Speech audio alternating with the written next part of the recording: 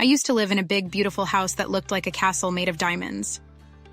My room had a giant bed with fluffy pillows, and I had a closet full of sparkly dresses. I remember the day when everything changed. It all felt like a bad dream. It was a sunny Saturday morning. I was in my room, listening to my favorite song, when I heard a loud crash. My mom rushed in, her face pale as a ghost. "Lily, we need to talk," she said, her voice shaky. "Is it about my birthday party? I want a unicorn cake," I replied, trying to lighten the mood. "No, sweetheart. It's much more serious than that," she said, sitting on the edge of my bed. "Your dad lost his job." "What? But he's the best businessman ever," I exclaimed, my heart racing. "He'll find another one." Mom shook her head, tears filling her eyes. "It's not just that, Lily. We lost most of our money. We might have to sell the house." "Sell the house? No, this is our home," I yelled, feeling like the world around me was crumbling. Days turned into weeks and everything changed. We moved into a small apartment in a not-so-great part of town. The walls were thin, and I could hear my neighbors fighting sometimes. I missed my castle. One afternoon, I was sitting on the floor of my new room, surrounded by boxes.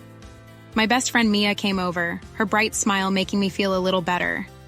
"Hey, Lily, want to play outside?" she asked, bouncing on her toes. I sighed.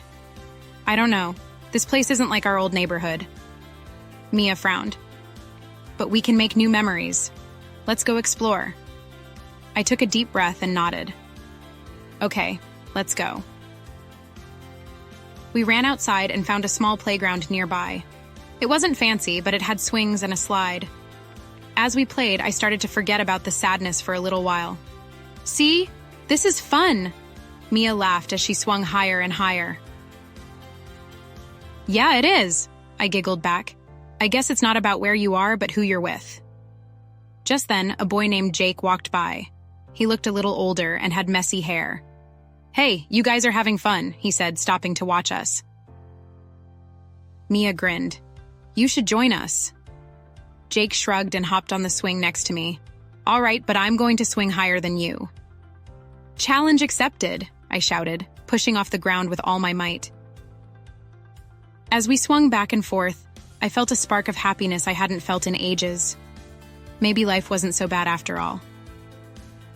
Later that day, while we were sitting on the grass catching our breath, Mia said, "Lily, do you think we'll ever get our old life back?"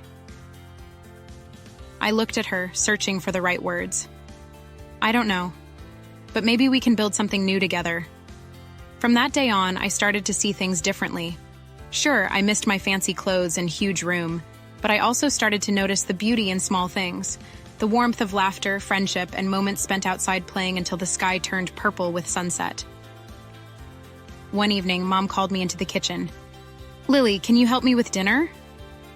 I walked in to find her chopping vegetables while humming a soft tune. I smiled and grabbed an apron. "Can I help?"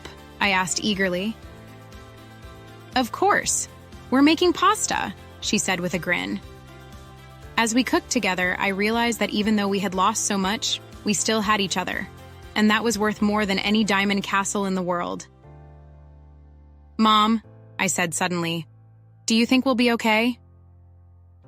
She looked at me with warm eyes and replied, "As long as we stick together, Lily, we can get through anything." And from that moment on, I knew that home was not just a place. It was where love lived, no matter how small or big it was.